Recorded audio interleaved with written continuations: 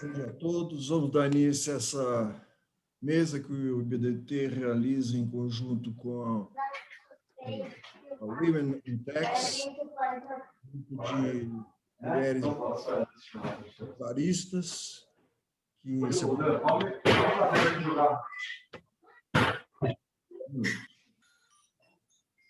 Pessoal, vamos colocar Eu o peço a todos microfone que no não mudo. estejam participando somente assistindo, que coloquem seus microfones aí, seus áudios.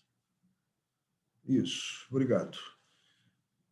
Como eu estava dizendo, então, uma aproximação do Women in Tax, WIT, com o IBDT. Nós recebemos com muita alegria, quero dizer isso para vocês, colegas do WIPT, nós recebemos aqui no IBDT com muita alegria. Nossa preocupação constante é não fazer distinção de gêneros, isso é uma marca dos nossos tempos, mas no Instituto há uma grande preocupação disso, e de modo que este encontro conosco, com vocês, é muito interessante, faz parte assim de muita coisa que nós queremos. Eu sei que, independentemente de gêneros, vocês têm muito a contribuir com o direito tributário, senão nós nem faríamos se não fosse essa a razão.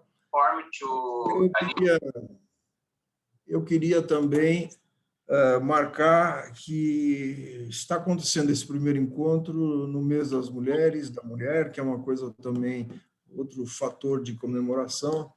Nós aqui do Instituto estamos realmente bastante contentes com essa iniciativa. Acho, então, inclusive, que a ideia de vocês começarem a tratar, ou de nós começarmos a tratar de um tema tão importante como subvenções, é igualmente oportuna, em face... É um dos assuntos do momento, todos sabem, e, além disso, tivemos duas recentes soluções de consulta da COSIT que agitaram o ambiente, não é? Esse assunto das subvenções é muito importante, ele vem ao longo dos anos causando muita discussão nos meios acadêmicos.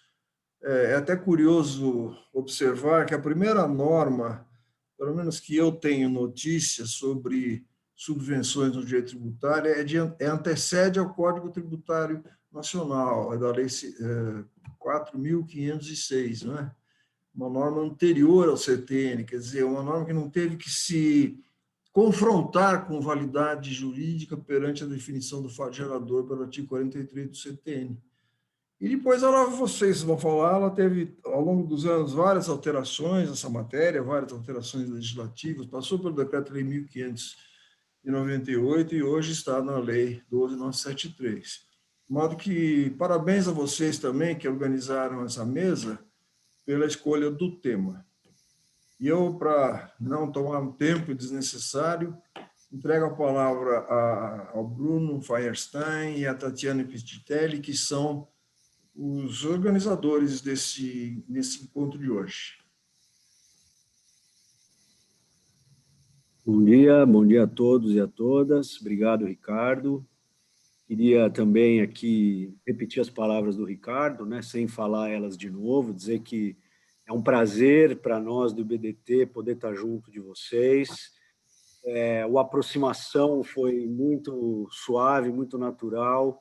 A Tatiane e a Catarina me procuraram e a gente pôde desenvolver um projeto, aí, um primeiro encontro, e espero que a gente possa fazer outros dessa mesma forma, né?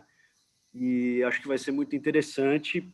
Para as pessoas que não estão acostumadas com o modelo, a gente escolheu o que é a essência do IBDT, né, a origem do IBDT, que é a mesa de debates.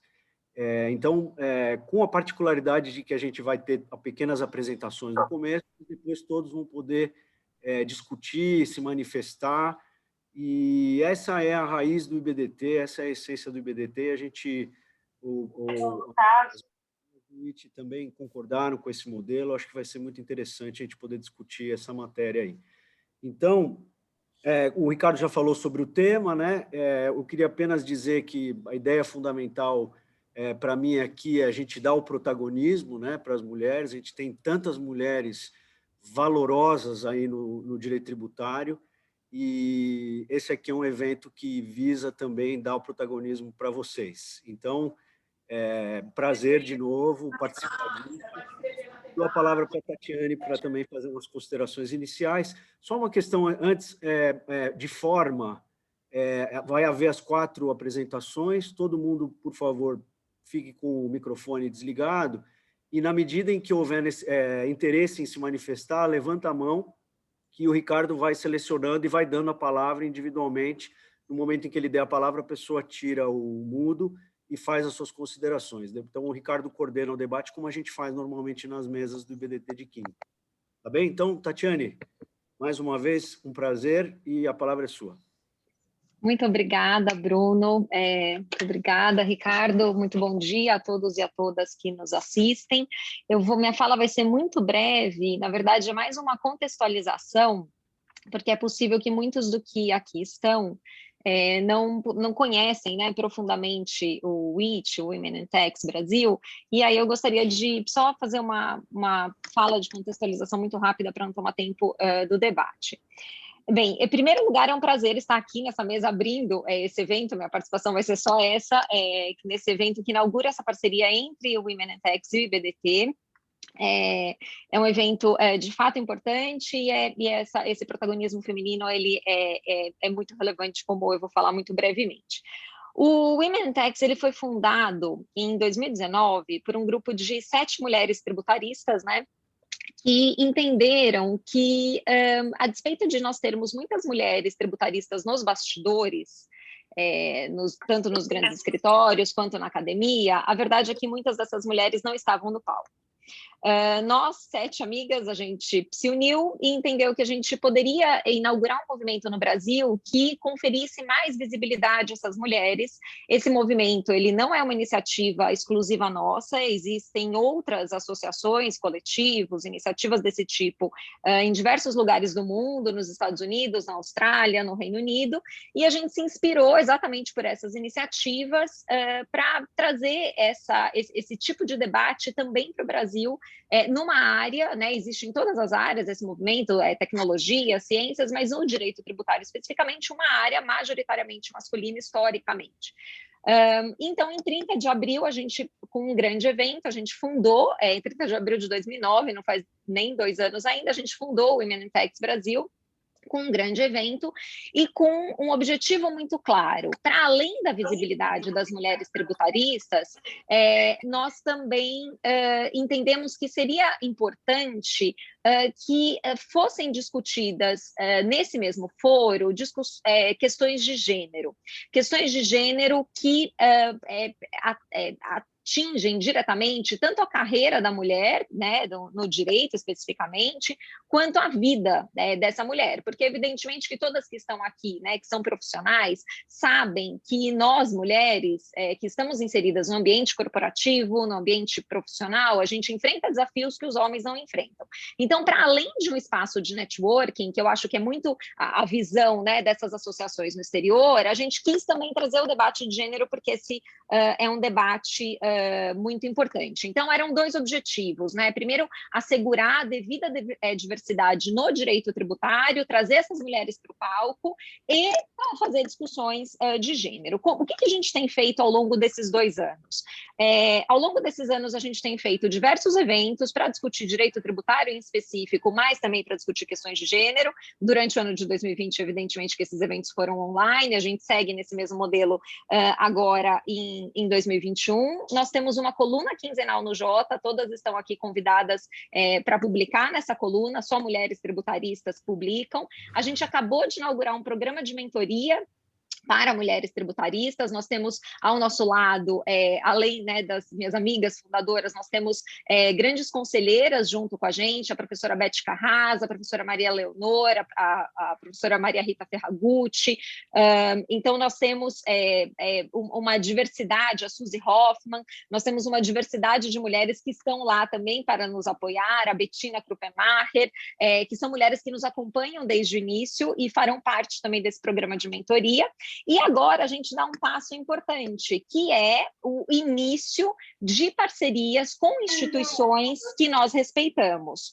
E o objetivo aqui é, naturalmente, trazer também para essas instituições um debate sobre diversidade, um debate sobre paridade, que é absolutamente necessário. Eu julgo que essa parceria e esse evento aqui, ele é um marco que é relevante na nossa atuação, isso por duas razões centrais, né? Em primeiro lugar, em razão da importância do IBDT no debate tributário, é uma instituição respeitada, uma instituição sólida, é realmente um prazer estar aqui com vocês hoje. Mas, em segundo lugar, e essencialmente, porque é um ganho, essa parceria ela revela um ganho para o direito tributário. E revela um ganho para o direito tributário porque ela mostra mais adequadamente o que o direito tributário é hoje, né? Então, um evento com participação majoritariamente feminina, né, na mesa, como a gente tem hoje, é um evento que é mais a cara do direito tributário e por algumas razões também. Em primeiro lugar, porque, como o Bruno bem mencionou e o Ricardo também falou no início, a gente julga que hoje não há mais lugar para instituições que não contemplem adequadamente a participação das mulheres, que é relevante nos bastidores, mas, como eu disse anteriormente, as mulheres também devem ocupar o palco. Isso se dá não porque a gente tem incontáveis mulheres tributaristas competentes, evidente que é por isso, mas essencialmente porque é uma instituição cuja face pública não revele diversidade, ela manda, querendo ou não, o recado inequívoco que mulheres que tentem participar dela ficarão pelo meio do caminho. Por isso, essa iniciativa é um marco para a geração atual de tributaristas, mas essencialmente é um marco para a geração futura de tributaristas. As jovens tributaristas que chegam nas mesas do IBDT e veem essa mesa povoada por mulheres, elas se enxergam neste lugar, que é um lugar que elas também devem ocupar no futuro. Então, eu agradeço muitíssimo, eu desejo vida longa essa parceria, que a gente consiga realizar coisas importantes juntas, porque eu tenho certeza que todos nós, o direito tributário, o IBDT e o IT, a gente só tem a crescer. Muito obrigada. Tatiane, uma coisinha rápida. Outras mulheres que não sejam ligadas ainda ao IT, como é que fazem para se associar? Ótima questão. Nós não somos uma associação ainda formalizada, nós somos uma iniciativa. Então, as mulheres que queiram participar do IT, seja por meio de eventos, seja publicando os textos, seja participando do nosso projeto de mentoria, basta que elas nos sigam nas redes sociais, a gente está presente no Instagram, no Facebook, no LinkedIn, por ali a gente divulga os nossos eventos, e quem quiser entrar em contato diretamente com a gente, também estamos todas absolutamente abertas. Então, não há uma associação, basta que se aproxime da gente e a gente, com essa força coletiva, a gente consegue crescer mais. Ok, obrigado. Eu quero dizer que vão apresentar o tema Fabiana Carsoni Fernandes, a Fernanda Pazello, a Paula Romana e a Nereida Horta. Eu não sei se a ordem de apresentação é essa que eu trouxe aqui, acho que esteja. É essa. Eu passo a palavra para a Fabiana. Obrigada, bom dia a todas e a todos. Queria dizer que, para mim, uma felicidade, um prazer muito grande poder falar nessa mesa que inaugura essa parceria tão importante do IBDT com a WIT. Estou super feliz e honrada pelo momento e também por poder falar de um tema que é o tema da moda. O meu papel aqui é falar um pouquinho do conceito das subvenções para custeio e investimento e também a evolução legislativa sobre a matéria. Eu vou compartilhar com vocês uma apresentação que eu preparei para facilitar o acompanhamento principalmente da legislação.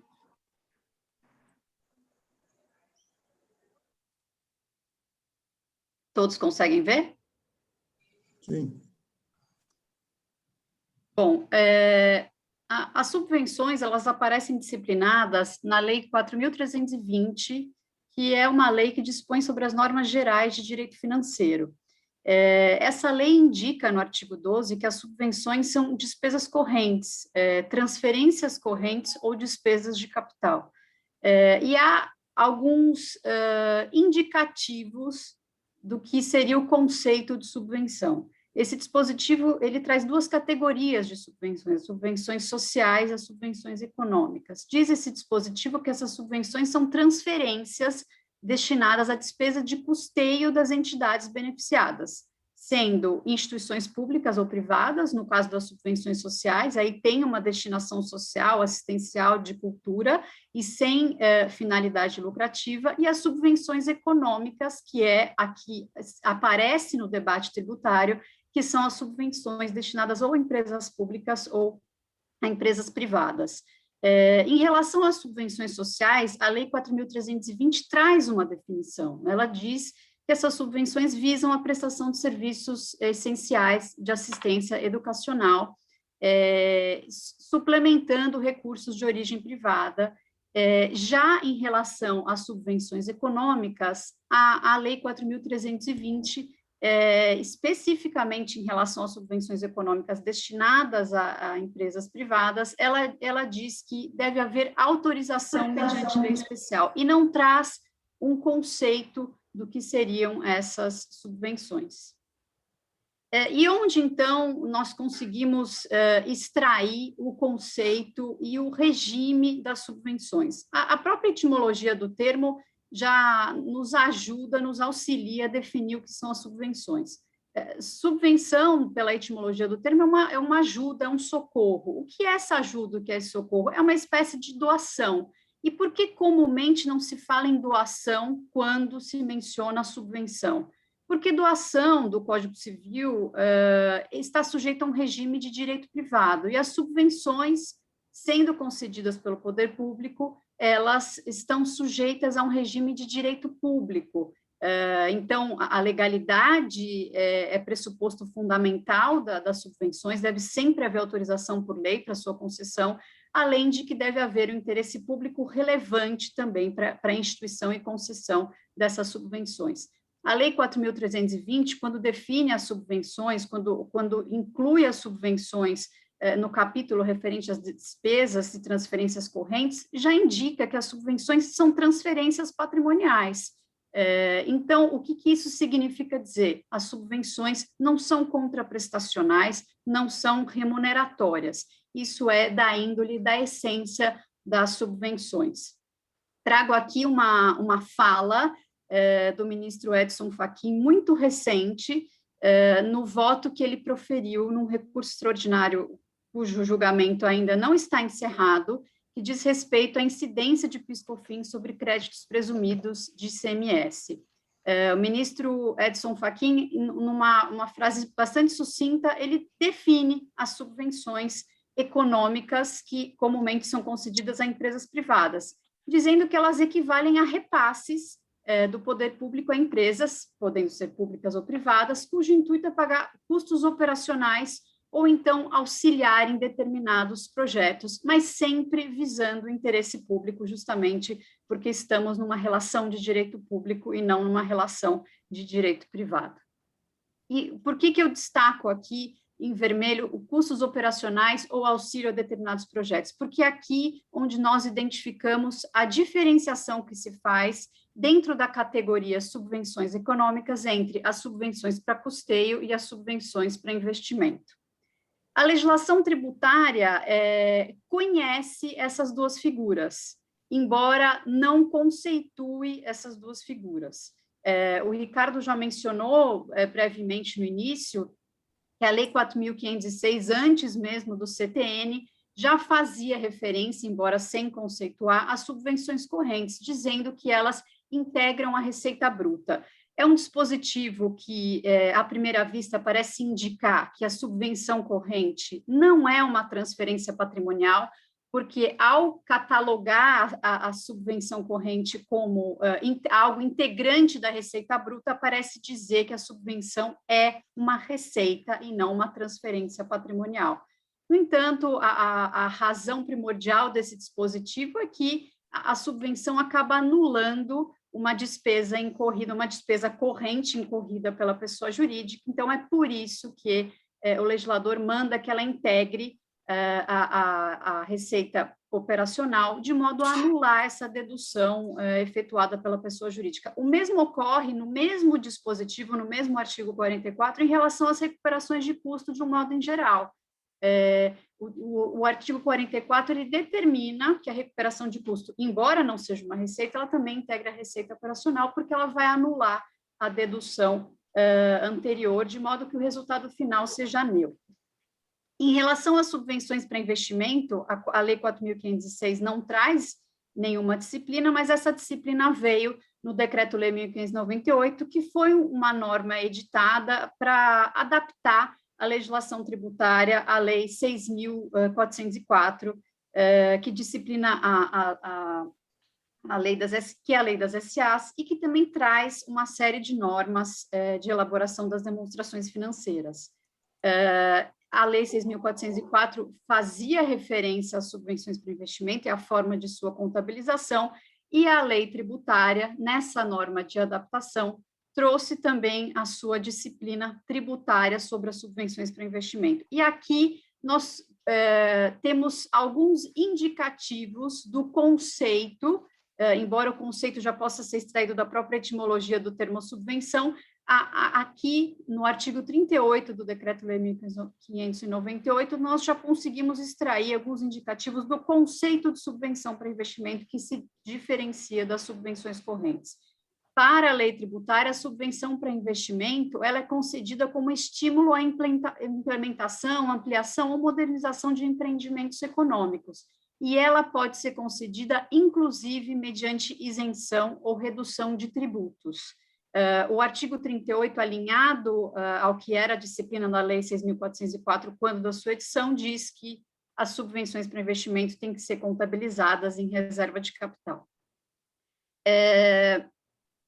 Embora esse fosse o cenário da legislação, tanto de direito financeiro como tributário, embora diante desse cenário já fosse possível extrair uma ideia geral do que seriam as subvenções para custeio e as subvenções para investimento, a Receita Federal, por meio do parecer normativo 112 de 78, conceituou o que seriam essas subvenções, até porque a própria Receita Federal, em pareceres normativos anteriores, tentava conceituar e conceituava, eu vou dizer aqui, pela metade, porque o que se conhecia era a subvenção corrente, mencionada na Lei 4.506, mas não se fazia referência na legislação à subvenção para investimento. Então, nas primeiras manifestações da Receita Federal, ela tratava tudo como se fosse uma coisa só, tudo como se fosse apenas subvenção corrente.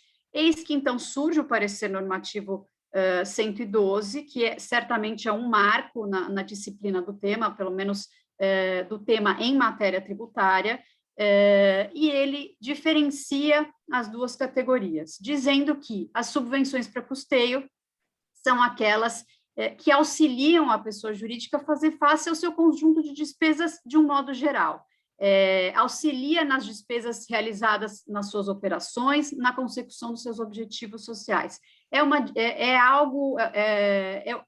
um ingresso no patrimônio da pessoa jurídica de caráter operacional, justamente porque faz face às suas despesas correntes, às suas despesas operacionais.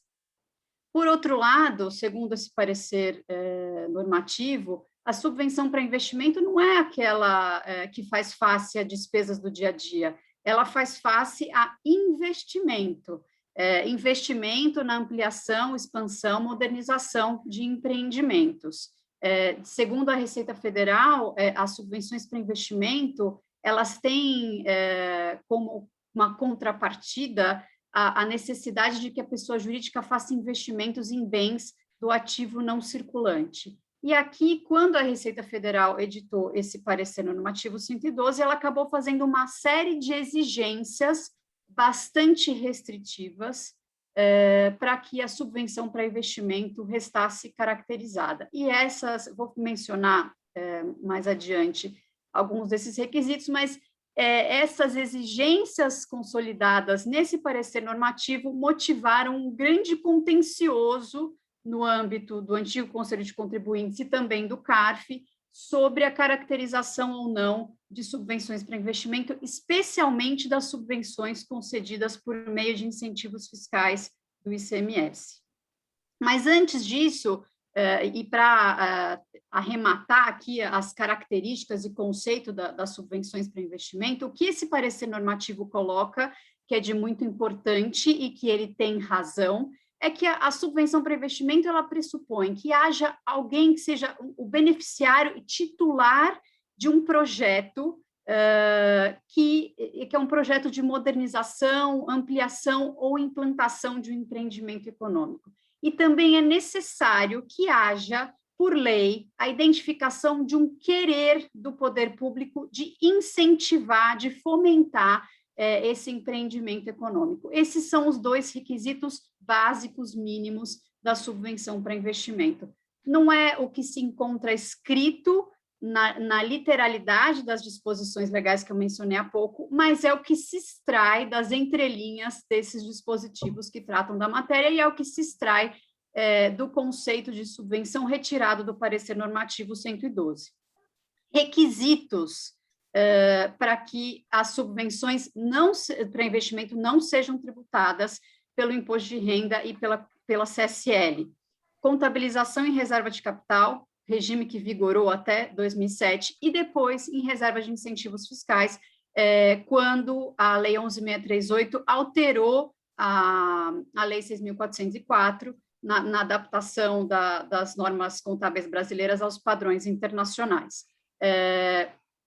E um outro requisito é que a subvenção nunca seja transferida aos sócios. A transferência de capital é a transferência em favor do poder público, em favor da pessoa jurídica, de modo que ela aplique aquele estoque de capital numa finalidade específica declarada por lei e conforme o interesse público relevante naquele caso específico. A transferência patrimonial é com essa finalidade e nunca com a finalidade de remunerar acionista. Por isso é tão importante a não distribuição da subvenção para investimento aos sócios. Porque se eu entrego a subvenção para o sócio, eu mudo o que nasceu como transferência patrimonial, eu mudo para uma transferência de renda. Enquanto transferência de renda, isso passa a ser tributável pelo imposto de renda e pela CSL. E aqui é importante mencionar que o controle em reserva de capital ou em reserva de incentivo fiscal não era uma medida aleatória da legislação tributária e da legislação societária. Na verdade, essa medida, como eu disse, é uma medida de controle, é para evitar que a subvenção ela seja modificada em sua finalidade, é para evitar que a pessoa jurídica entregue a subvenção para o acionista, transformando o que era na origem transferência patrimonial em transferência de renda.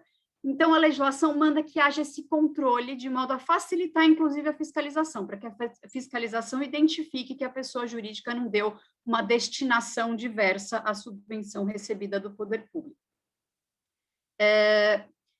Como eu mencionei, o artigo 38 do Decreto-Lei 1598 diz que a subvenção para investimento ela pode, inclusive, ser concedida de isenção. Deu eco, acho que alguém estava com o microfone ligado. Inclusive via isenção e redução de tributo.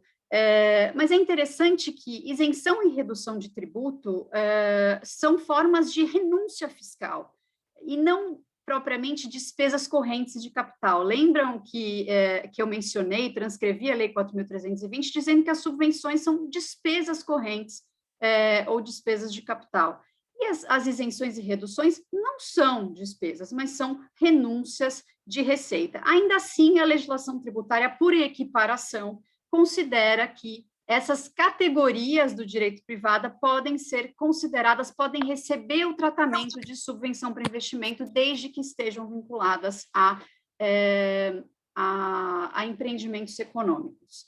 Então, do ponto de vista da legislação tributária, nós podemos dizer que há 2 espécies de subvenções para investimento. As diretas, que são entrega de dinheiro, um auxílio financeiro, e as indiretas, que podem ser via isenção, crédito presumido, ou, às vezes, um desconto para pagamento de uma dívida que está atrelada à implementação de empreendimento. Agora, uma dúvida que se coloca é uma dúvida bastante atual em função dos debates que eu chamei de debates da moda sobre as subvenções para investimento. Todas as isenções ou reduções de tributo podem, ainda que vinculadas ao empreendimento, podem ser consideradas subvenções para investimento? Diz o parecer normativo 112, já na década de 70, que não. Algumas isenções e reduções de tributo são mera reduções de custo e não contribuem para o estoque de capital da pessoa jurídica e, portanto, não são subvenções para investimento.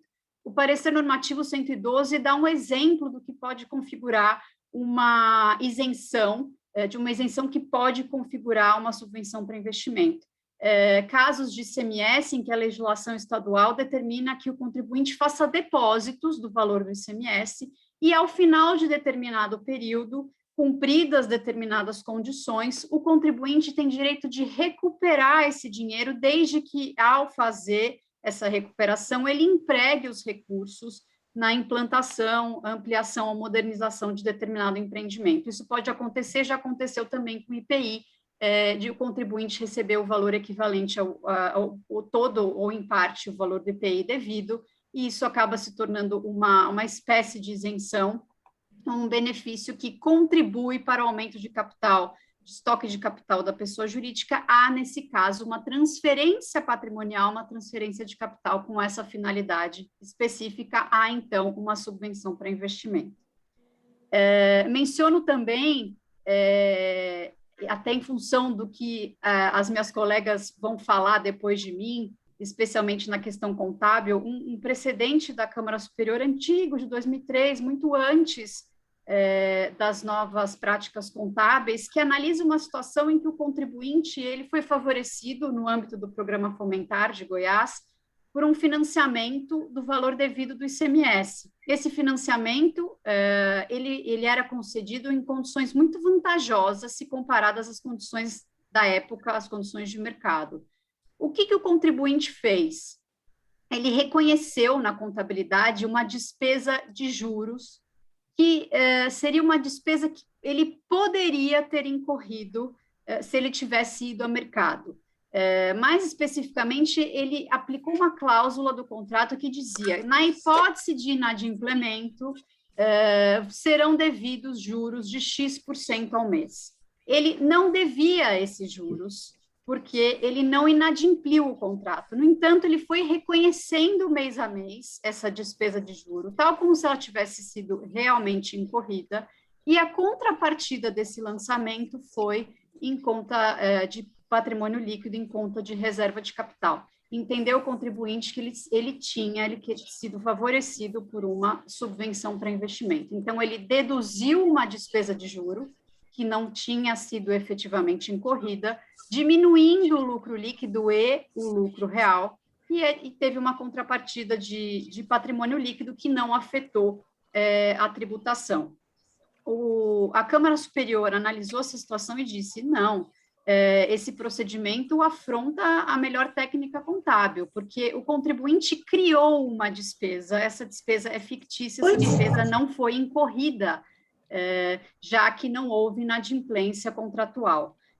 E esse tipo de procedimento ele está na contramão do que geralmente se vê em matéria de subvenção para investimento, porque geralmente o contribuinte ele recebe um estoque de capital, então geralmente a contabilização é débito em ativo com crédito em conta de reserva de capital, em conta de patrimônio líquido, e não um débito em despesa contra reserva de capital.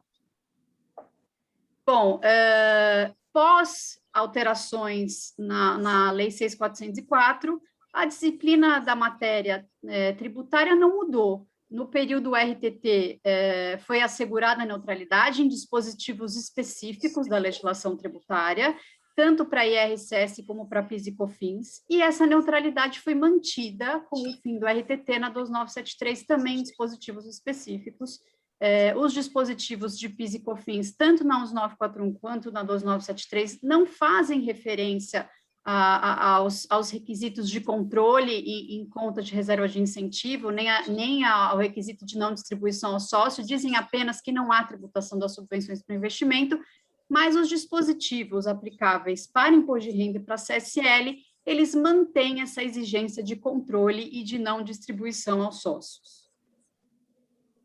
Sobre os requisitos ilegais que sempre foram exigidos pela Receita Federal, que eu mencionei há pouco, o parecer normativo 112 já fazia uma exigência que foi sendo repetida ao longo das décadas por soluções de consulta, inclusive por algumas decisões na esfera administrativa. Essas exigências eram de absoluta correspondência entre valores e sincronia entre o momento da recepção do benefício com a sua aplicação pela pessoa jurídica. Se houvesse um descasamento, se a pessoa jurídica primeiro fizesse o investimento e depois fosse agraciada pela subvenção, não se estaria diante de subvenção. E essa necessidade de absoluta correspondência de valores tornava a subvenção para investimento contraprestacional, algo que na origem ela nunca foi, já que ela é uma transferência patrimonial. Essas exigências que vêm desde a década de 70, hoje estão consolidadas na Instrução Normativa 1700.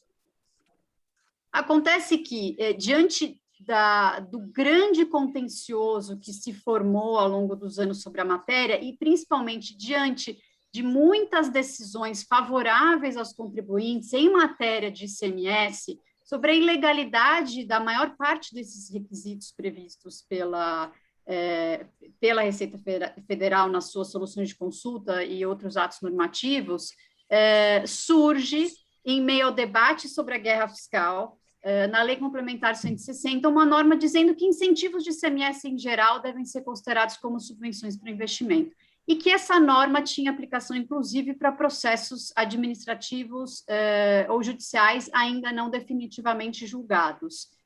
Ou seja, a Lei Complementar 160 quis eliminar a discussão que se travou ao longo de décadas sobre a necessidade ou não de observância desses requisitos. A maior prova disso, dessa eliminação dessas exigências ilegais, é que a própria Receita Federal depois editou uma nova instrução normativa, mudando a 1700 e dizendo, vou voltar aqui no slide, que esses requisitos do parágrafo 7º do artigo 198 não se aplicam em matéria de incentivos de ICMS. Ou seja, acabou a discussão sobre a necessidade de observância dessas normas, cuja exigência sempre foi bastante controvertida.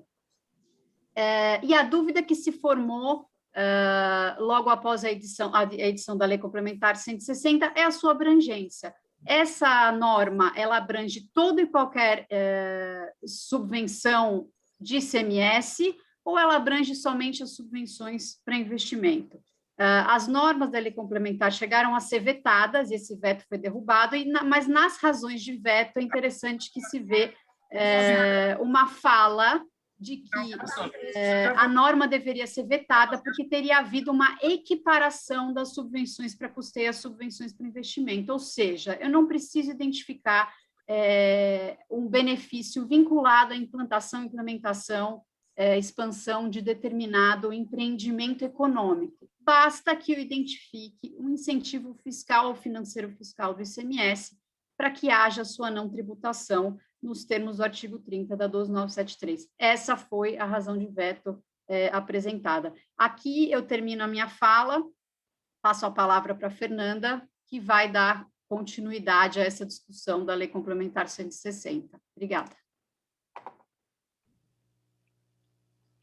Obrigada, Fabiana. Fernanda Pazello, dá licença, antes de você assumir a palavra, eu queria homenagear as mulheres do IBDT, não somente todas as associadas do IBDT e todas aquelas que participam semanalmente das nossas mesas de debates, que nos ajudam nos nossos cursos, como professoras ou monitoras, mas especialmente a nossas conselheiras do do IBDT, a Fernanda Carsoni, a Marta Toribio Leão e a Mara Caramico. De modo que nessas 3 eu homenageio todas as demais mulheres que participam do IBDT. E eu convido vocês aí do IT a participarem sempre também do IBDT. As mesas são abertas todas as quintas-feiras, às 8h15. Por favor, Fernanda. Obrigada, Ricardo. Acho que realmente a ideia da parceria é justamente essa, visibilizar as próprias mulheres do IBDT, que com certeza são extremamente competentes e contribuem para toda a relevância do Instituto. Eu queria agradecer publicamente ao Bruno Feirenstein pelo esforço genuíno para que desse certo essa parceria. Também gostaria de agradecer ao José Maria pela organização do evento e, obviamente, ao IBDT, em nome do seu presidente, né, do Ricardo Maria de Oliveira, por essa oportunidade, por abrir esse espaço para que a gente possa debater esse tema, que, como a Fabiana já colocou ali, ele está fervilhando. Ele tem vários pontos, vários vieses, seja agora o que a Fabiana trouxe com relação ao conceito de subvenção para investimento, quais são os critérios, como que a legislação traz isso, como que a legislação tributária traz. E essa introdução feita pela Fabiana, ela é muito importante para que a gente possa avançar nas discussões que estão hoje acontecendo, né? E elas estão até acontecendo de uma forma mais assintosa, justamente em razão dessas alterações que foram feitas pela Lei Complementar 160. E aqui na minha fala, o que eu gostaria de trazer? Como que o CARF tem se manifestado, então olhar para os precedentes do CARF pós-Lei Complementar 160, com vistas a olhar especificamente para os benefícios fiscais de ICMS. Como a Fabiana mesmo disse, antes da Lei Complementar 160, já existia toda uma argumentação e uma análise de que os benefícios fiscais de ICMS, e aqui a gente estava olhando, obviamente, mais para aqueles benefícios fiscais que eram concedidos individualmente aos contribuintes, em que há protocolo de intenções, contrapartidas, obrigações mútuas, para que a gente pudesse verificar se aqueles benefícios fiscais poderiam ser equiparados à subvenção para investimento.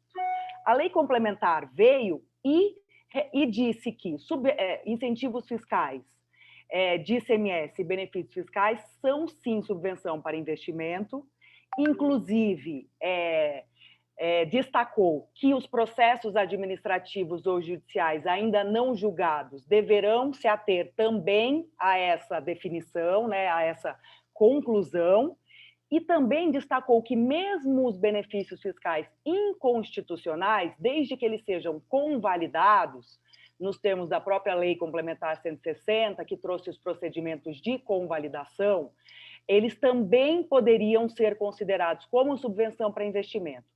O que isso implica, e que é muito importante aqui que todo mundo entenda? A partir do momento que os benefícios fiscais são considerados como subvenção para investimentos, eles não são incluídos, portanto, na base de cálculo do IRPJ e da CSL e também não são tributados pelo PIS e pela COFINS. E daí a importância de se entender quais seriam os benefícios fiscais que estariam sendo abrangidos por essa Lei Complementar 160. Essa é a nossa primeira indagação. Então, a indagação que nós fazemos é quais seriam os benefícios fiscais que estariam abrangidos pela Lei Complementar 160. Olhando para os acórdãos do CARF, especificamente os acórdãos de 2019 e 2020, e aqui também vamos olhar mais para a Câmara Superior de Recursos Fiscais, o que a gente percebe? Que o CARF ele já tem reconhecido a aplicação da Lei Complementar 160 justamente para excluir os benefícios fiscais de ICMS da base de cálculo do IRPJ e da CSL. Inclusive, temos soluções de consulta que também já aplicam a Lei Complementar 160, justamente para afastar a tributação pelo IRPJ e a CSL. A questão é, quais seriam os requisitos, né, que o próprio CARF tem considerado justamente para que esses benefícios fiscais estejam dentro da conclusão da Lei Complementar 160? A nosso ver, tanto a solução de consulta, a 145, do fim do ano, de dezembro, quanto a 1009, quando elas trazem a ideia de que os benefícios fiscais deveriam ser concedidos para estímulo à implantação ou expansão de empreendimentos, e que, de uma certa forma, foi uma surpresa para os contribuintes, na medida em que eles imaginavam que poderia ser para qualquer benefício fiscal. Quando a gente olha para os acórdãos do CARF, e aqui eu vou destacar os votos da conselheira Cristiane, da conselheira Lívia Germano e da conselheira Edeli, os acórdãos eles já trazem essa ideia de que os benefícios fiscais precisam ter como requisito a questão de concessão para estímulo à implantação ou expansão dos empreendimentos econômicos, certo? Mas a questão é, nós concordamos com essa conclusão ou não, né? Então, eu acho que é o seguinte, nós temos a Receita Federal pensando dessa forma, os acórdãos do CARF, eles tratam também desses requisitos. Então, naquelas situações, os acórdãos até cancelam as autuações fiscais, mas justamente porque são situações que são benefícios fiscais concedidos individualmente e que atendem a esses requisitos dessa questão de estímulo à expansão em empreendimentos. O que é muito importante, os acórdãos do CARF da Câmara Superior, eles afastam os requisitos do parecer normativo 112 e 78, que foram trazidos pela Fabiana.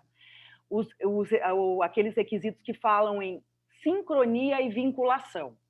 E trago aqui até o raciocínio da conselheira Lívia, que ela divide subvenção para investimento, o que ela entende que seria a concepção ampla e a concepção estrita, né, a restrita.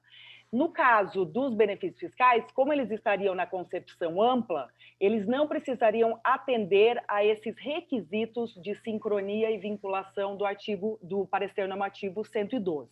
Então, aqui é como estou aqui só fazendo um retrato do CARF, tá? Por outro lado, o que nós entendemos é que a Lei Complementar 160 ela poderia sim ser aplicada para aqueles benefícios fiscais considerados como benefícios fiscais genéricos de ICMS, que são aquelas previsões que se encontram na legislação estadual e que tratam de redução de base de cálculo, isenção total, isenção parcial, crédito presumido de ICMS, crédito outorgado. E daí, quais seriam os nossos argumentos com relação a essa possível interpretação mais extensiva? Seria que a própria Lei Complementar 160 seria uma norma aberta e permitiria essa interpretação sistemática, olhando para a subvenção de investimento no sentido amplo, em que você poderia abarcar os benefícios fiscais genéricos. Eu trago aqui também a Lei 17.293, de outubro de 2020, aqui do Estado de São Paulo, em que, quando fala em benefícios fiscais de ICMS, equipara toda operação com alíquota inferior a 18%. Aqui em São Paulo, como todos sabem, a alíquota padrão é 18%. Então, se uma operação ela tem uma alíquota inferior a 18%, ela já poderia ser considerada como beneficiada, ou seja, como o contribuinte tendo esse benefício fiscal e esse incentivo fiscal. Mesmo o próprio CPC 07, que vai ser tratado pela Paula na fala dela, ele também nos ajuda nessa interpretação mais extensiva, na medida em que, quando ele trata da subvenção governamental, ele fala ali em isenções, reduções de base de cálculo. Então, de uma certa forma, seria possível a gente entender que, quando a lei complementar trata dos benefícios fiscais, ela também estaria tratando desses benefícios fiscais genéricos, certo?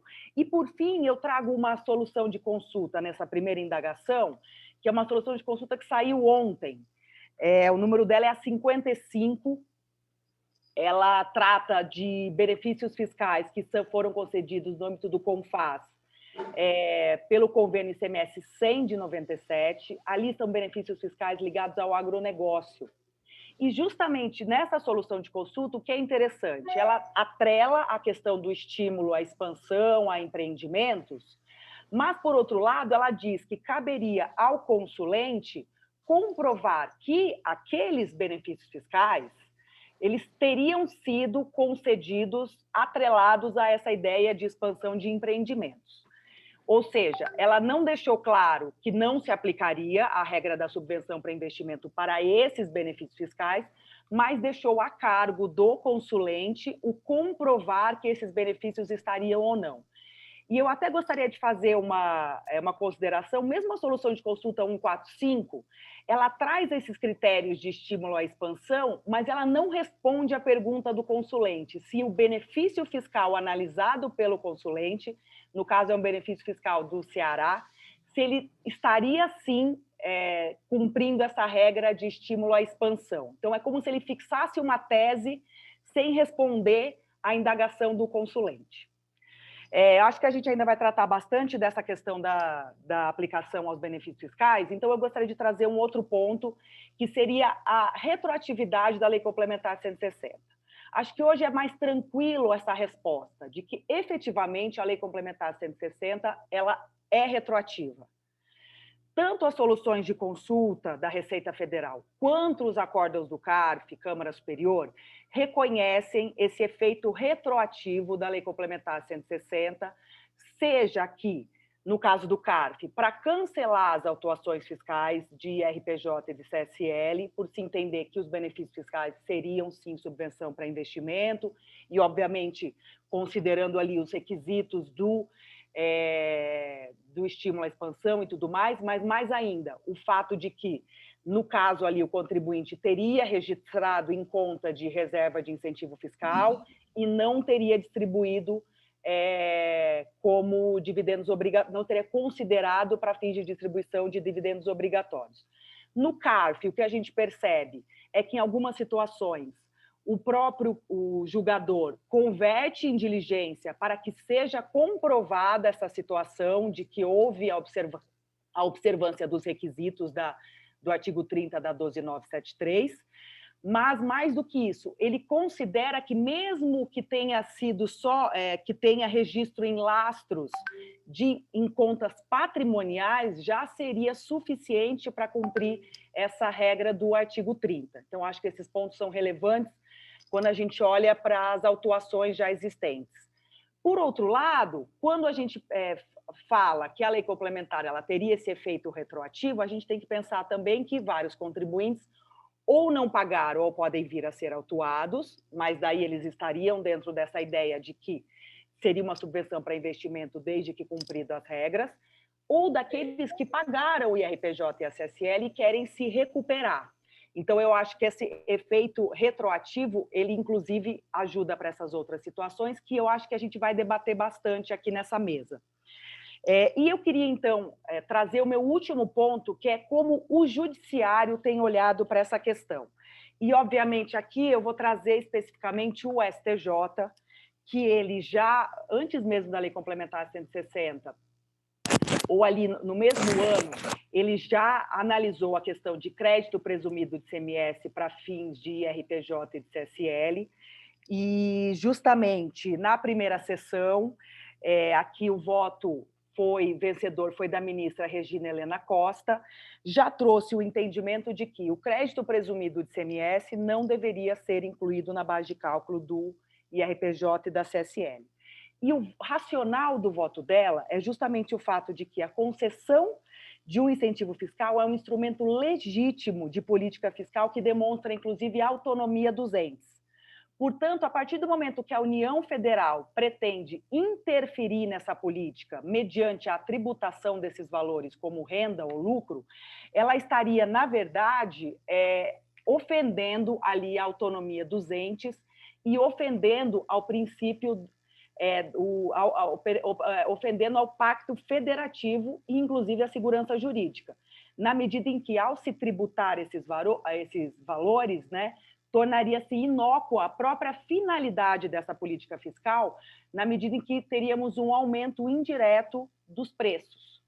O voto da ministra faz também referência ao leading case do caso Incopa, que é o RE 574706, justamente para reforçar o seu argumento de que esses créditos presumidos decorrentes de incentivos fiscais, eles não devem ser caracterizados como renda ou lucro.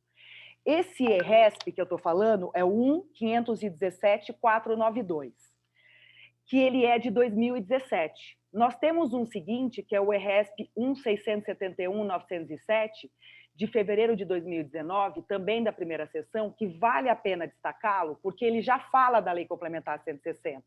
E ele justamente diz que a superveniência da lei, qualificando como incentivo fiscal como subvenção para investimento, não altera a conclusão do STJ de que a tributação federal do crédito presumido de ICMS representa uma ofensa ao princípio federativo.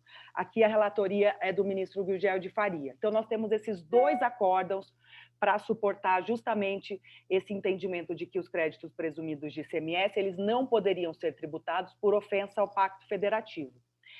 E finalizo a parte do Poder Judiciário trazendo um recurso especial, que é o 1.605.245. Ele é da segunda turma, que era a turma contrária a esse entendimento. A turma se curva ao entendimento da primeira sessão, e, ao se curvar, ela traz um raciocínio que vale a pena aqui a gente destacar.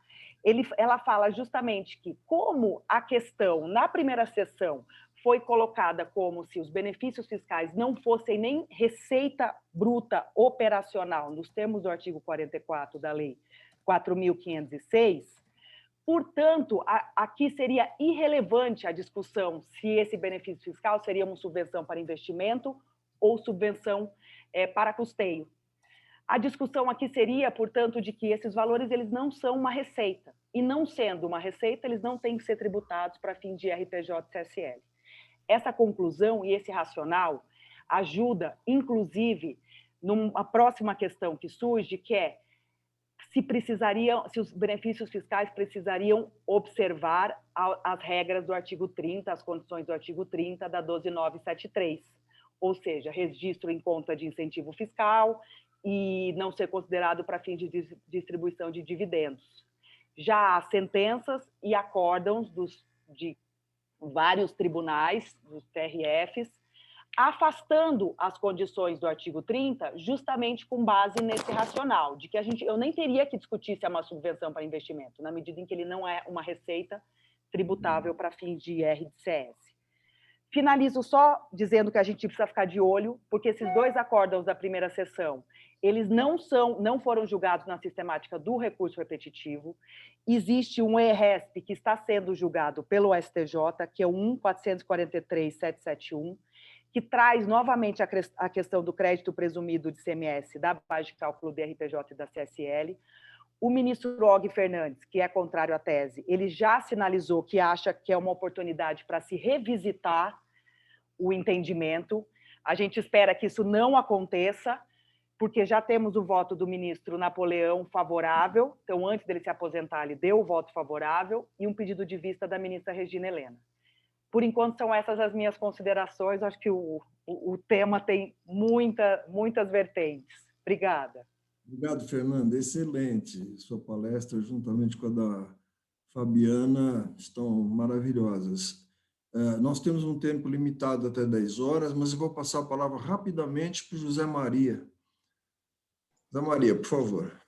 Bom dia a todas, todos. O Ricardo estava homenageando com razão e mérito as nossas conselheiras, né? Também sou conselheiro do IBDT, trabalho ao lado da Marta, da Mara, da Fabiana, e aí me ocorreu a lembrança de que o IBDT, que começa ali na década de 60, é praticamente o começo do direito tributário no Brasil e na USP, teve duas fundadoras, né? Como ali assinando a ata de fundação, que foi a professora Ione Dolácio Nogueira, que é uma precursora no direito tributário brasileiro, e também da presença feminina, e a Liz Cole Cabral Nogueira.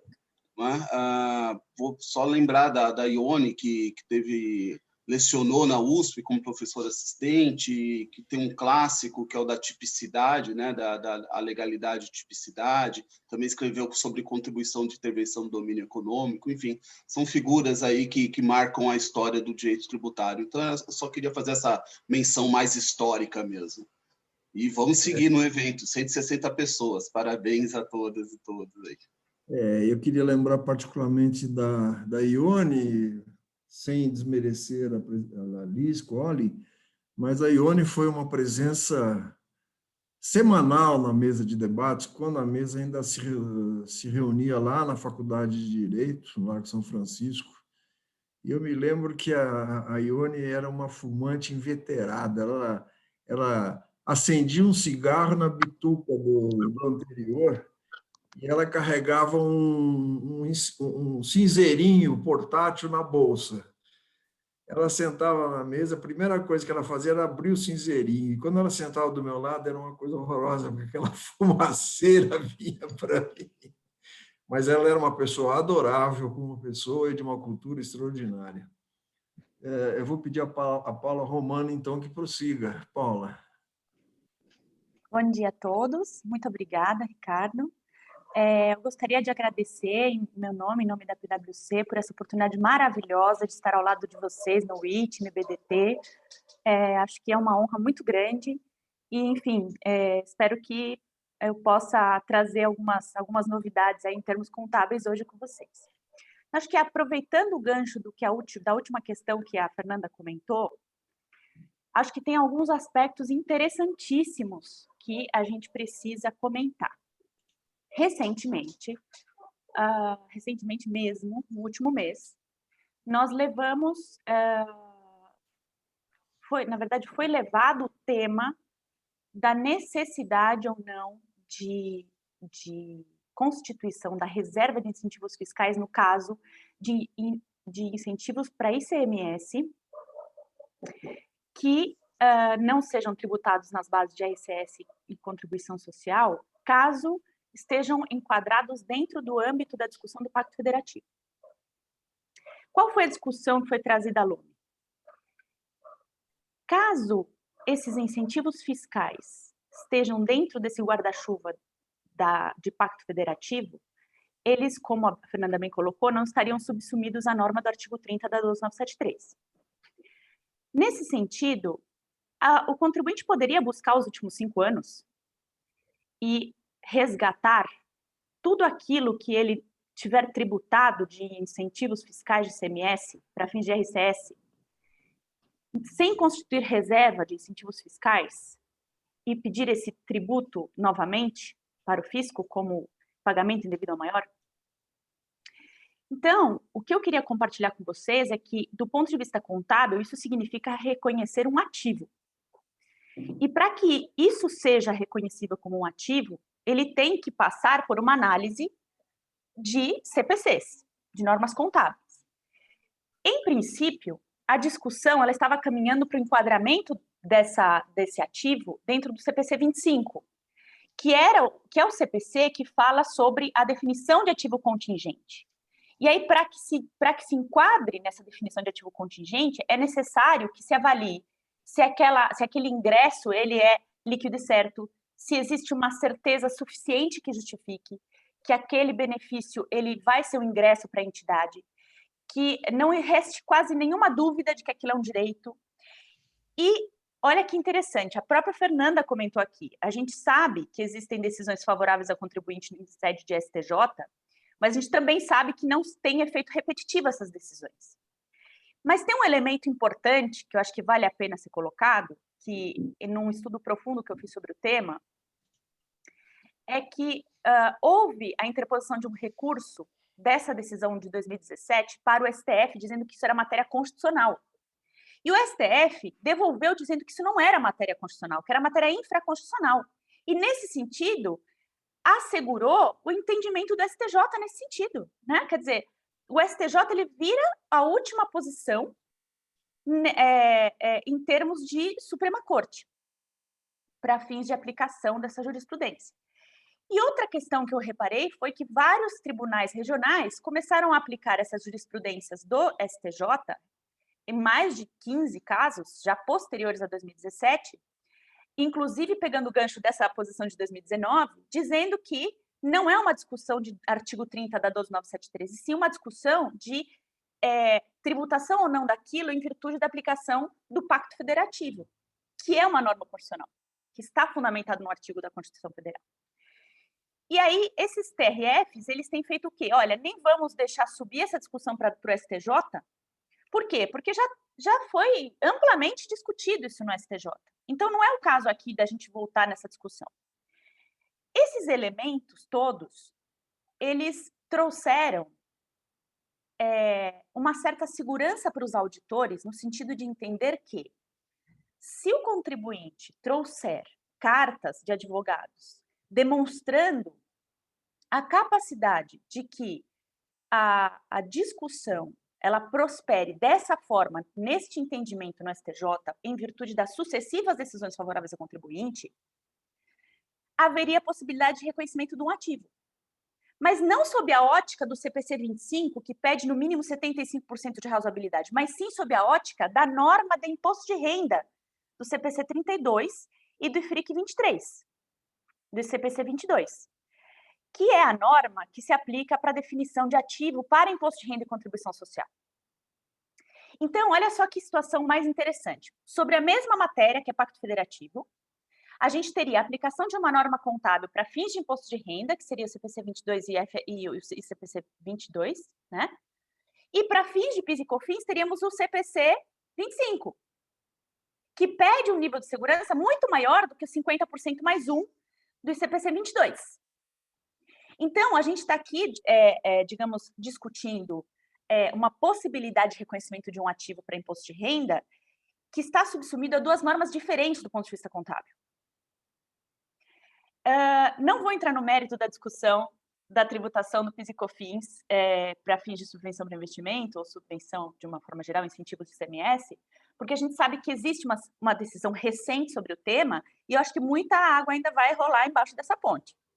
Mas o que eu queria colocar aqui é que já temos, do ponto de vista prático, um quase consenso entre as Big Four de que é possível, sim, reconhecer um ativo com base na tese do Pacto Federativo, sem necessidade de reconstituição da reserva de incentivos fiscais, porque a subsunção é diferente, não é mais o artigo 30 da 12973, e sim na discussão do Pacto Federativo, desde que a análise do incentivo seja caso a caso, desde que haja muitos pareceres muito bem fundamentados sobre o tema, trazendo todo esse background jurisprudencial para fundamentar essa posição. E que todos os argumentos que tenham sido trazidos nessa jurisprudência sejam sólidos o suficiente para dar um percentual de 50 mais 1, segundo o CPC 32. Então, esse é só digamos, um comentário breve que eu queria fazer sobre essa discussão do Pacto Federativo, que eu acho que é muito relevante, porque, inclusive, a gente sabe que para que nós possamos considerar uma aplicação do artigo 30 da 12973, um dos requisitos é que você não tenha distribuído resultados nos últimos 5 anos. E, para fins de aplicação da tese do Pacto Federativo, isso é absolutamente neutro. Se você tiver distribuído isso, e você quiser recuperar o imposto de renda que você pagou sobre esse resultado dos últimos 5 anos, você busca só o imposto de renda que você pagou a mais. Por quê? Porque você não tem mais digamos, a obrigatoriedade de constituir reserva e tributar isso na saída. Então, é uma discussão muito complexa, ela está aparecendo agora com muita força para esse primeiro trimestre de 2021. Queria comentar isso com vocês, porque as auditorias se reuniram recentemente, na verdade, nas últimas 2 semanas, depois de 1 mês e meio de discussão árdua, e a maioria das auditorias, não estou falando de Big Four, mas também estou falando de outras auditorias que não sejam Big Four, Big Five, Big Six, enfim, que trouxeram essa necessidade de você ter cartas robustas justificando o 50 mais 1 para fins de aplicação do ativo, para fins de reconhecimento desse ativo do passado. Agora, aproveitando que estamos falando da questão contábil, sem fugir do tema da Lei Complementar 160, acho que vale a pena, eu vou compartilhar com vocês agora, deixa eu ver como é que compartilha aqui, share screen, né? Vou compartilhar com vocês um resumo que eu fiz aqui sobre a contabilização das subvenções para investimento, isso, né? Da questão das subvenções em si. Estão todos vendo a minha tela? Sim? Ótimo. Então, o que a gente observa aqui? Não vou ser repetitiva, porque acho que a Fabiana já deu um show aqui de definições, mas vou trazer um pouquinho do CPC 07. Acho que alguém está com o microfone aberto e está fazendo eco, tá? Se puderem desligar, melhor. Então, o que o CPC 07, R1, revisão 1, traz sobre definições de subvenção para subvenção governamental e assistência governamental?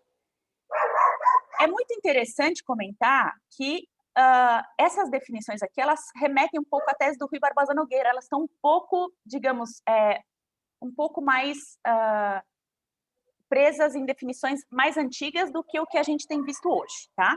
Mas acho que vale a pena aqui comentar rapidamente. Então, assistência governamental é ação de um governo destinada a fornecer, perdão, eu estou com um negócio aqui em cima, aqui, não estou conseguindo nem ler direito. Fornecer algum benefício econômico a uma entidade ou a um grupo de entidades que atendam a determinados critérios pré-estabelecidos. Ok, mas e subvenção governamental? E aqui ele fala que é uma assistência, um tipo de assistência, geralmente na forma de contribuição de natureza pecuniária, mas não só restrita a ela, concedida a uma entidade normalmente em troca, e aí que vem, do cumprimento passado ou futuro de certas condições relacionadas às atividades operacionais da entidade. Aqui ele fala nos termos do parecer normativo, ou nos termos da Receita Federal, que precisa ter correspondência direta, que precisa ser uma estrita vinculação, que tem que ser aplicada em investimento? Não, mas ele fala que tem que estar presa a determinadas condições relacionadas às atividades operacionais da entidade. É interessante isso aqui. E aí ele subdivide as subvenções em duas naturezas, relacionadas a ativos e relacionadas a resultados. Ativos são aquelas que têm como principal condição a necessidade de... Ai, gente, eu estou me confundindo aqui com esse negócio. De comprar, construir ou de outra forma adquirir ativos de longo prazo. E as de resultados, todas as outras, que não estejam relacionadas a ativos. Só que para fins de CPC, a gente estava falando aqui um pouco sobre aquela questão da transferência de capital, a Fabiana muito bem colocou, e a Fernanda também. Para fins de CPC, isso é receita. Isso é receita, ponto. Por quê? Porque eles entendem que derivam de um ato em benefício da entidade, que são recebidos de uma fonte que não sócios e raramente não são onerosas. E aí, de novo, ele menciona a questão do cumprimento das condições e de implemento das demais obrigações. E aí ele diz o seguinte, assim como os tributos são despesas reconhecidas na DRE, é lógico registrar a subvenção governamental, que é, em essência, uma extensão da política fiscal como receita na demonstração do resultado. Então, para fins contábeis, é receita. Muito especialmente porque a gente está falando aqui de um CPC que foi publicado depois da 11.638. Então, aqui, o que a gente precisa... Vamos seguir aqui, porque tem uma série de elementos aqui que eu quero trabalhar com vocês. Então, vamos falar, então, de um exemplo específico. A contabilização de uma subvenção para investimento, ela pode ser desdobrada ou ela pode ser diretamente como ela nasceu na origem. O que eu quero dizer com isso? Então, eu vou passar aqui vou trazer um passo a passo para vocês. Então, eu vou lá e faço uma venda. Contas a receber contra a receita de vendas, ok. Depois eu reconheço a despesa por competência, despesa cheia por competência, ICMS devido sobre a venda. Por quê? É uma despesa incorrida. Aí você vai falar, não, calma, Paulo, se a isenção não nasceu. Não nasceu? Mas calma, do ponto de vista do regime de competência, você tem uma ordem. Então, qual é a ordem? Você tem a ordem, primeiro você incorre com a despesa, depois você ganha o benefício. O benefício da isenção. E aí, o que se coloca aqui? Será que essa interpretação é mais adequada? Calma que a gente já vai passar aí. Então, esse aqui é um cenário. Cenário que você abre a despesa de ICMS e você abre a subvenção. Essa subvenção aqui, de isenção, por exemplo, ela vai ser destinada, depois do lucro acumulado, vai ser destacada para dentro da conta de reserva de incentivo fiscal, se ela for considerada como subvenção para investimento. Ok. Como é que fica a apuração do imposto sobre a renda? A gente tem um layer de 100, óbvio, não coloquei todos os elementos aqui, é só para simplificar. E se ela for uma subvenção para investimento, vou poder excluir 18. Tá certo? Por quê? Porque é o valor integral que corresponde àquela despesa incorrida. E se a gente for por outra linha, que é o que a maior parte das empresas faz, até por recomendação das auditorias? Sim, é isso mesmo. Ela contabiliza lá a sua venda, só que depois ela reconhece a despesa de ICMS a pagar contra a DRE a zero. Por quê? Porque ela já sabe que tem a isenção. Então, não faz sentido, do ponto de vista de eficiência contábil, eu reconhecer a despesa aberta, despesa incorrida aberta, e o crédito aberto. Aí você vai me falar o seguinte, não, tá bom, mas e depois? Como é que eu destaco? Bom, o lucro acumulado vai estar afetado indiretamente por essa isenção, que é uma receita que neutraliza essa despesa incorrida. Então, sim, você destaca da conta de lucros acumulados essa parcela para dentro da reserva de incentivos fiscais. Mesma coisa. Só que a subvenção para investimento, nesse caso, ela não fica evidenciada na contabilidade. Não fica evidenciada no resultado. E aí eu coloco, enfim, coloco mais um exemplo aqui para a gente avaliar juntos. Que a redução de base é 50%, por exemplo. Então, a mesma discussão. A gente tem aqui a despesa incorrida 18 pelo princípio de competência e depois uma contabilização de uma redução dessa despesa 18 de 50%. E esse 6 aqui, ele vira uma exclusão na base do lucro real, porque é uma subvenção para investimento, teoricamente, nesse exemplo hipotético, e vai ser destacado numa conta de reserva para incentivo fiscal. Só que qual é a outra forma de contabilizar? Pelo líquido. Você não faz o 18 e o 6, você faz direto o 6. Ou 9, enfim, desculpa, 9. Ok, você faz direto a contabilização de 50% desse valor. Ok, mas aqui eu coloco a seguinte questão. O que é que as auditorias têm aceito, o que é que elas têm visto na prática os contribuintes fazendo? Pessoal, existe uma discussão aqui que é a discussão da essência sobre a forma. Na essência, o que é essa operação de redução de base de cálculo? O que é? Na essência, ela é uma diminuição da sua despesa de ICMS. Então, do ponto de vista de prática contábil, os contadores sempre entenderam que a forma mais aceita de registro disso é pelo líquido. Não pela abertura entre o bruto da despesa e o bruto da receita. Do ponto de vista prático, pessoal, no entanto, a gente sabe que agora essa discussão está ficando muito, muito forte, porque o fisco vai lá e diz, mas você não tem nem a receita evidenciada no resultado, como é que você quer excluir isso na base do lucro real? Poxa, mas do ponto de vista de lucro real, a gente sabe que a receita está lá. Eu não preciso evidenciar isso numa conta específica. Eu sei que ela está lá, o efeito está lá. Então, a gente tem... isso é um tema que está em andamento, até porque o CPC 07, ele não deixa claro, em que pese existam pessoas que entendam que ele se aplica de forma clara a reduções de base, não deixa claro que subvenções para investimento de redução de base deveriam estar enquadradas dentro do conceito do CPC 07, até porque o CPC 07 ele é bem restritivo, porque ele pede o cumprimento de condições específicas. E não necessariamente todas as subvenções para investimento, sob a ótica do parágrafo 4º do artigo 30, requer condições específicas para sua aplicação. Então, qual que é a questão aqui?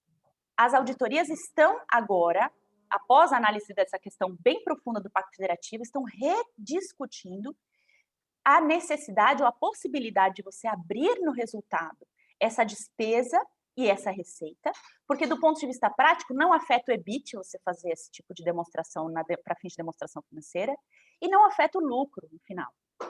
É a mesma coisa. Então, disse que essa demonstração não traria nenhum prejuízo do ponto de vista de demonstração financeira para o usuário da informação. Então, agora, o momento em que estamos, do ponto de vista de discussão disso entre as Big Four, é justamente essa questão da dicotomia entre essência sobre a forma versus praticidade das demonstrações financeiras para fins tributários, ok? Outras questões em debate que vale a pena a gente comentar aqui. Então, a primeira é a seguinte, já tô excedendo meu tempo, né? Desculpa, vou ser mais rapidinho aqui.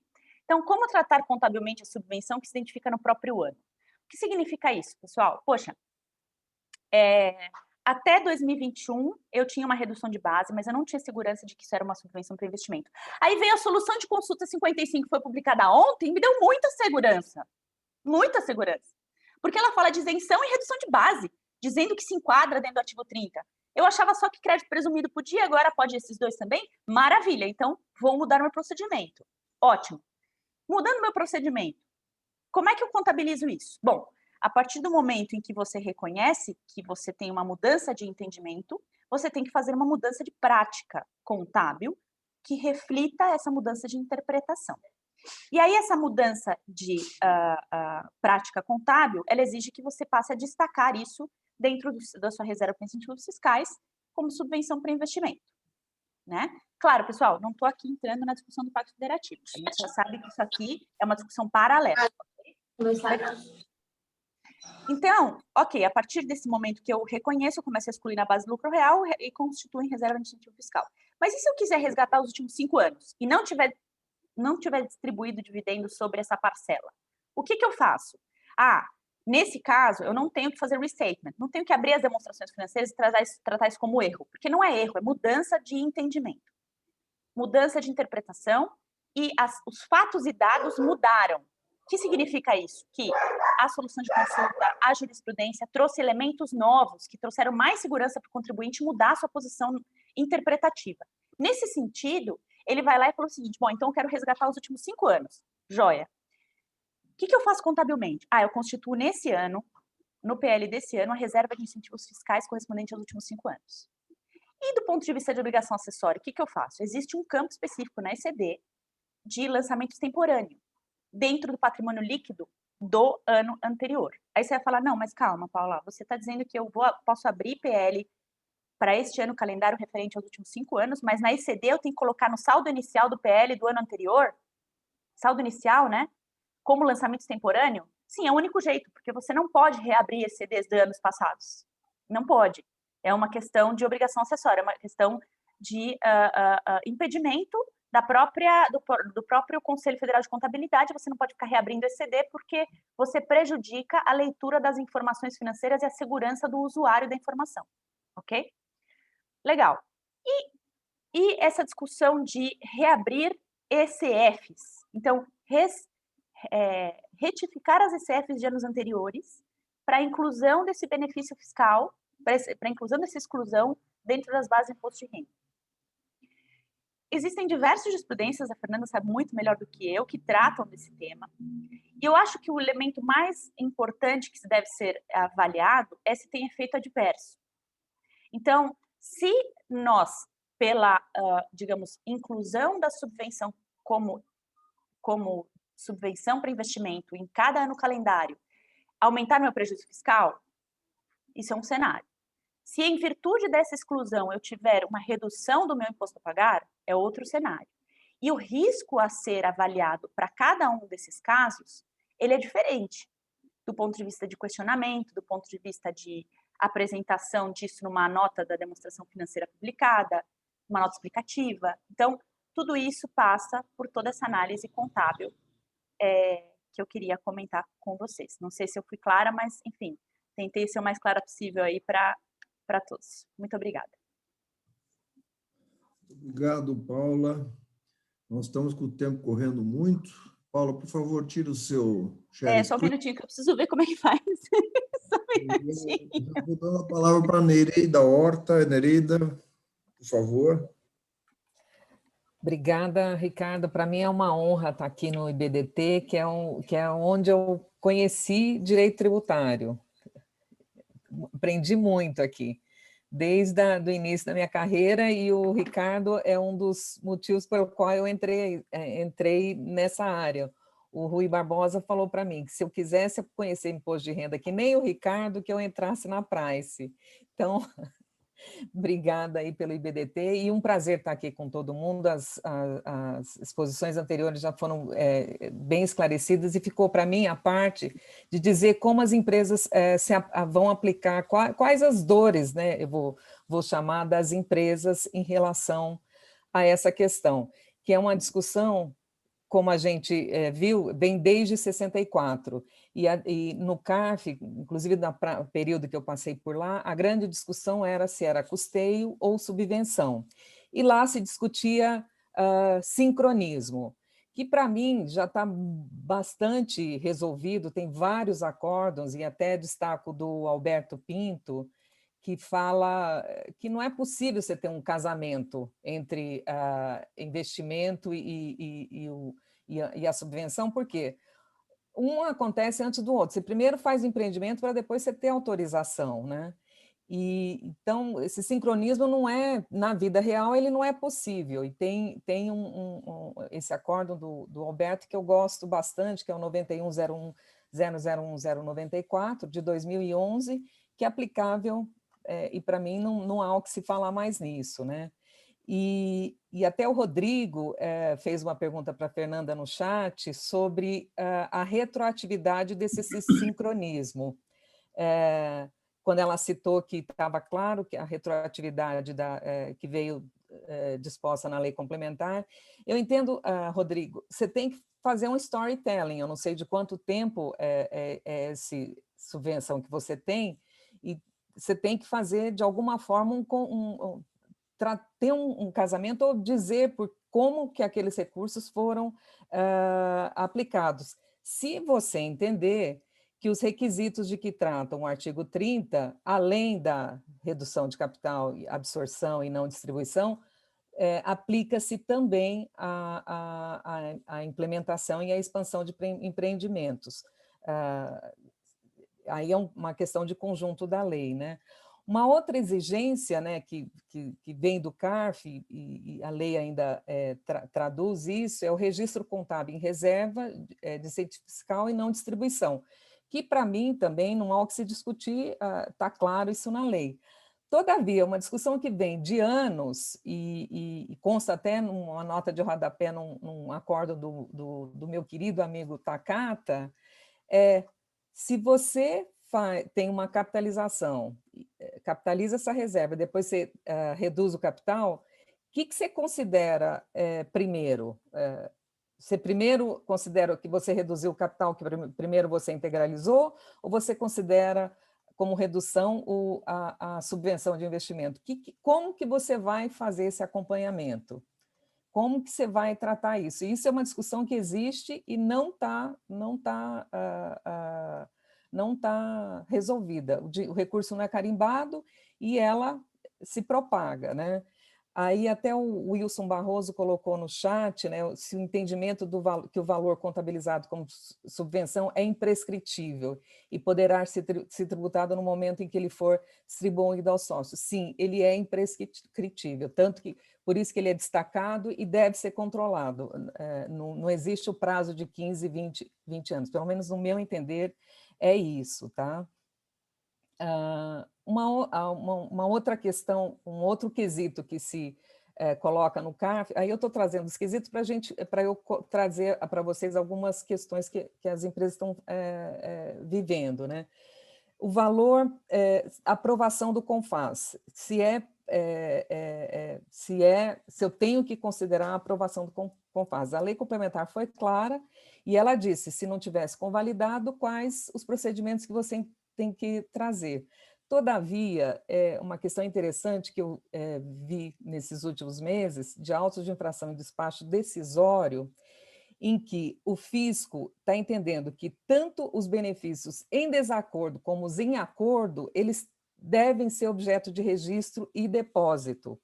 E a justificativa que tem nesses autos é o seguinte, que o artigo 10, ele fala, aplica-se inclusive aos incentivos e aos benefícios financeiros fiscais e ICMS, disposto no parágrafo 4º e 5º do artigo 30. Esse inclusive, eles estão interpretando como de acordo ou em desacordo. E aí, aqueles benefícios que já estavam convalidados, que não foram objeto do registro de depósito, nos termos do convênio 190, o fisco está simplesmente descaracterizando, está dizendo, olha, você tem que... ele deveria ter feito o registro do depósito, isso aqui não é subvenção, não atendeu, e está deixando, está tributando isso para fins de imposto de renda. Em alguns casos, o contribuinte está tendo a compensação dele descaracterizada, né, desconstituída, ou auto de infração dizendo que tem imposto de renda e contribuição social está calculado errado. E aí, para mim, é uma conversa sem fim, né?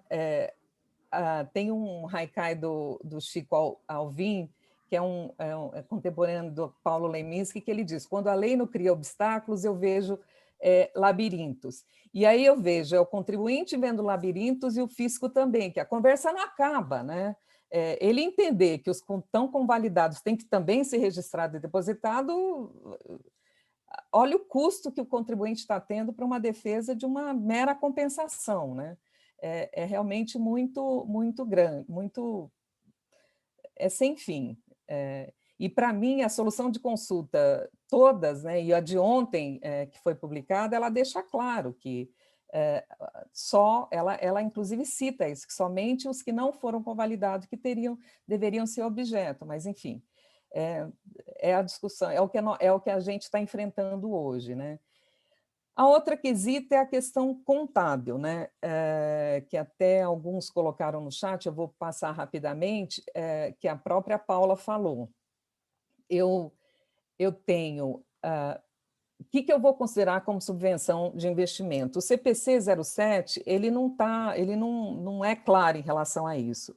Então, vamos voltar à lei. Se a lei diz que é subvenção, desde que atenta ao quesito de não distribuição e que é subvenção, independentemente de qualquer outro requisito, todos aqui, considera tudo ali como subvenção.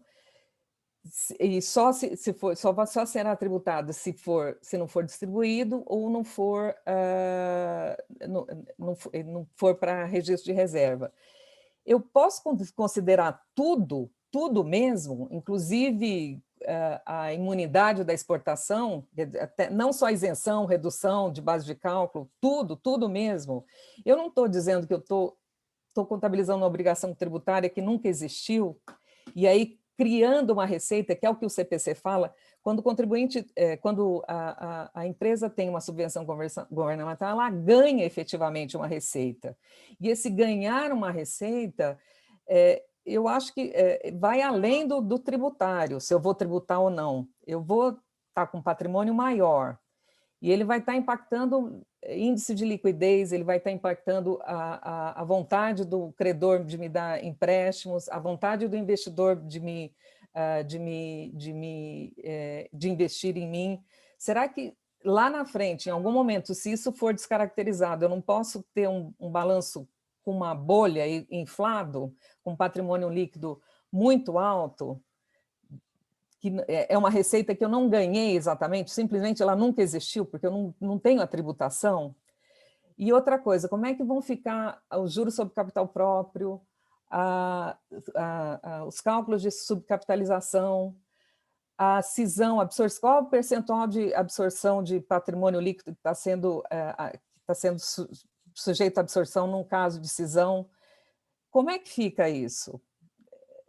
O Ramon Schneider, no chat, ele até colocou que isso é um produto que está sendo vendido no mercado. De fato. Tanto que o que está acontecendo? As empresas estão judicializando, elas estão entrando no judiciário e simplesmente pedindo que seja considerado como subvenção de investimento com base em tudo que a Fabiana, a Fernanda e a Paula expuseram, e ali listando todo e qualquer, inclusive, não só a isenção, não só a redução.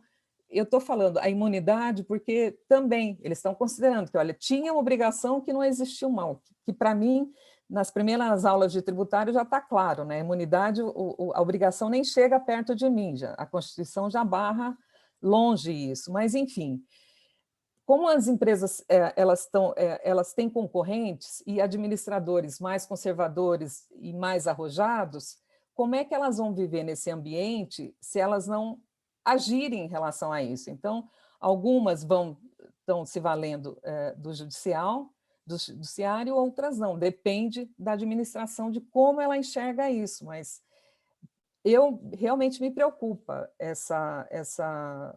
a facilidade de contabilizar a despesa de uma obrigação tributária que pode não ter existido, e aí aparece uma receita, né, tem um ganho efetivamente de uma receita que ela tem impactos que vão além da simplesmente tributação. O César até questionou no site qual seria alternativas para vislumbrar se eu tenho subvenção para investimento e tenho prejuízo fiscal. Outra coisa que está acontecendo é justamente isso, eu capitaneio tudo que eu entendo que pode ser, que está sob discussão do que é prejuízo fiscal, Acho que alguém está com ligado. Eu pago dividendos e absorvo meu prejuízo fiscal. Eu remonto meu lucro real, né? A partir do momento eu tenho um resultado, considero ele tributado e não há o que se falar pagamento de imposto de renda ou contribuição social. Por quê? Porque eu tenho um prejuízo fiscal. Essa é uma alternativa que está sendo vislumbrada, mas e se em algum momento essa subvenção não for subvenção? Por mais que os assessores, por mais que os 50 mais 1% esteja aí caracterizado, qual seria o futuro disso, né? Mesmo eu não trazendo nenhum prejuízo ao fisco? Então, essas são, eu estou colocando aqui brevemente, porque elas já falaram bastante, né? São algumas questões que estão sendo levantadas no âmbito das empresas, e elas estão vivenciando e enfrentando toda essa falta de definição e como que eu vou trabalhar isso dentro da empresa. A solução de ontem, a 55, ela enfrentou a questão do convênio 100, os benefícios e as isenções do convênio 100, mas ela não falou se é subvenção ou não. Eu até achei interessante que ela falou, a consulente não explicou se tem contrapartida ou não. Ela quer dizer que deve ter, bastava ela simplesmente ler a lei que ela poderia responder por completo essa consulta, mas ela queria que a contribuinte explicasse se tivesse ou não contrapartida, voltando ao que era, se vinculando à solução 145. Enfim, toda essa definição traz uma insegurança muito grande para o administrador, que não tem a resposta. Estamos num momento de resultados pífios, um futuro incerto ainda, e como diz o CPC, ganha efetivamente uma receita. Eu tenho que enfrentar isso de alguma forma dentro da minha organização, da minha empresa. A entidade ela não pode se furtar a enfrentar isso. E, obviamente, ela vai ter que se valer de todas essas brilhantes aí expositoras para poder chegar a uma conclusão e a melhor conclusão. E o que eu estou vendo, que para mim é muito triste, é ver uma judicialização em relação a esse assunto. Sempre que você coloca um terceiro para decidir, aí já é difícil com o fisco, que é uma administração, um erário público. Quando você coloca um juiz, então, fica mais difícil ainda. Como a Fabiana citou, o voto do Fachin sobre crédito presumido de ICMS, ele traz subvenção que não tem nada a ver com o assunto, para dizer que não é receita. Realmente a gente fica aflitos, né? E com bastante decisões a serem tomadas e tem que ser enfrentado.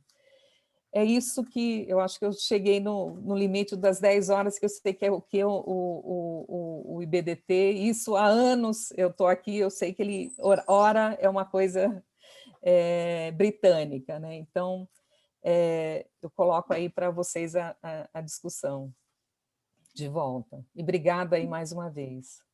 Obrigado, Nereida. Nós temos 5 minutos, Bruno. Pergunto aí se alguém quer se manifestar, senão eu posso fazer algumas considerações. Teria várias, mas eu vou escolher uma que cabe a gente discutir aí nos últimos 5 minutos. Posso? Pode. A minha principal, acho que a grande questão é a seguinte, de novo aí parabenizo todas as expositoras, acho que foi ótimo, a gente quase esgotou o tema aí, pena que não sobrou muito tempo para os debates, vamos eventualmente marcar uma reunião só para debates. O que eu queria discutir é o seguinte, a Paula colocou essa questão de como contabilizar, e no caso da isenção e da redução de base, é o caso que mais me intriga, né? Ainda que eu contabilize a receita de redução de base, uma despesa de ICMS que seria devido se não houvesse a isenção, o meu senso jurídico fica perturbado, porque, tudo bem, eu reconheço uma despesa, uma receita no plano da essência econômica da contabilidade, e eu, pela lei, posso excluir. Mas essa despesa de ICMS pode ser deduzida da base de cálculo do imposto de renda? Se eu considerar ela dedutível, eu tenho uma vantagem no âmbito do imposto de renda. Mas se eu considerar ela indedutível, fica neutro. Fica exatamente como se eu não fizesse a contabilização. E todas as soluções de consulta fogem do tema da despesa. O máximo que elas falam, mesmo a 55 de ontem não fala disso, e o máximo que elas falam é sobre o estorno, né? O estorno do crédito. Então, eu tenho muita preocupação com a ponta da despesa nesse sistema de contabilização inflado, vamos dizer assim.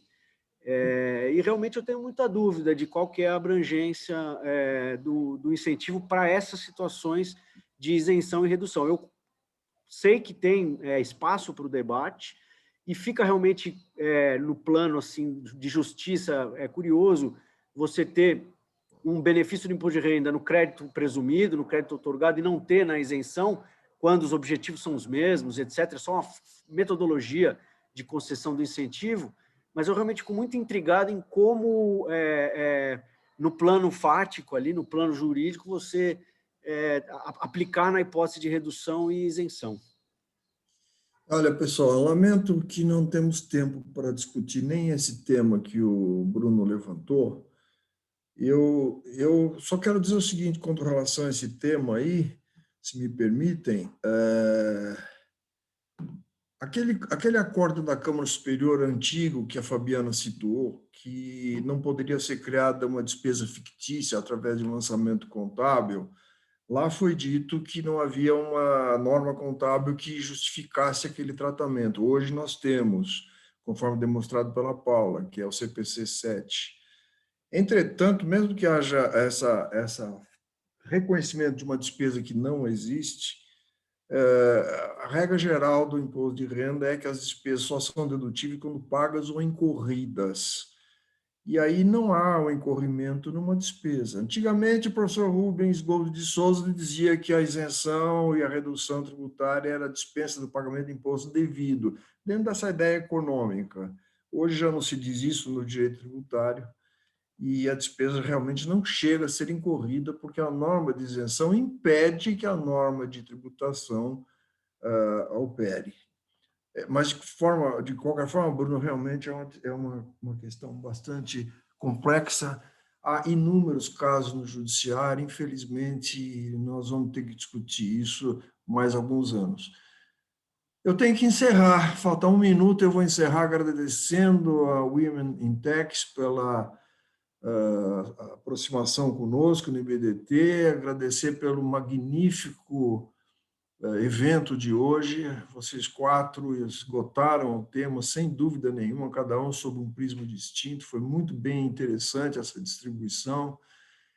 Eu, se me permite, incentivaria vocês quatro a fazerem artigos para publicação na revista de Direito Tributário atual do IBDT, ou vocês fazem em coautoria, ou cada uma faz separado, ou em coautoria de duas, como quiserem, mas eu as incentivo a que escrevam para a nossa revista. O que foi dito hoje está gravado, vai ficar disponível no site, já acho que amanhã já está disponível no site do IBDT, mas um artigo ou mais de um artigo seria muito interessante. Nós vimos pelo chat quantas perguntas foram feitas, então isso dá para ser desenvolvido bastante, e um artigo ou mais seria um caminho muito interessante. Pessoal, vamos encerrando então, parabéns a todas, parabéns às mulheres, e espero que nós possamos nos reencontrar novamente na mesa do IBDT ou em outras ocorrências como a de hoje. Um grande abraço a todos, bom dia. Obrigada. Até mais. Bom dia. Obrigada, bom dia. Tchau, gente. Obrigada. Bom dia. Tchau, tchau. Parabéns.